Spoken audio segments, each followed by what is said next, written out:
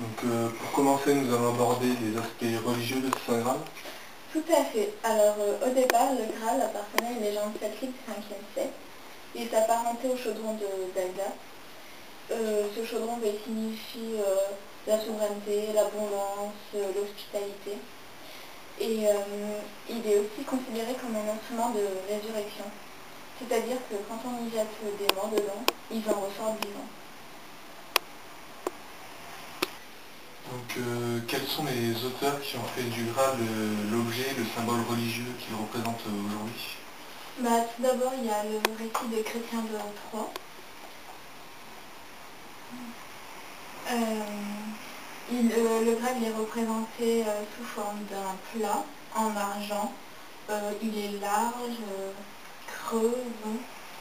Il s'agit là d'un objet plutôt mystique au lieu de religieux.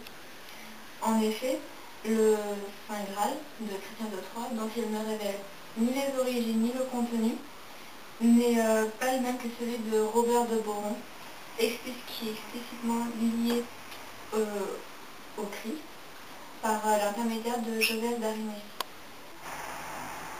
Alors, il procède ainsi, avec d'autres écrivains du XIIIe siècle, à une véritable christianisation du Graal. Alors, un Graal devient pour Robert de Boron le Saint Graal. Que nous raconte Robert de Boron dans son roman L'histoire des Saint Graal? Alors, dans son roman, Robert de Boron imagine le Graal en le faisant fusionner avec le plat de la Seine et le récipient qui a servi à recueillir le sang du Christ lors du coup fatal. Alors de même, il associe la lance qui saigne qui apparut à Perceval dans le château du roi pêcheur en cortège avec le Graal et le plat de la Seine, à la sainte lance qui aurait servi à Longin à percer le côté du Christ. D'autres auteurs sont intéressés à ce sujet à la même époque? Exactement. Alors pour les autres auteurs de cette époque, le Graal aurait été façonné par Ève à partir de la glaise du jardin d'Éden et de l'émeraude tombée du front de Lucifer. Cette coupe aurait servi à recueillir le sang d'Adam lorsque Dieu lui enleva une côte. Mais aussi cette coupe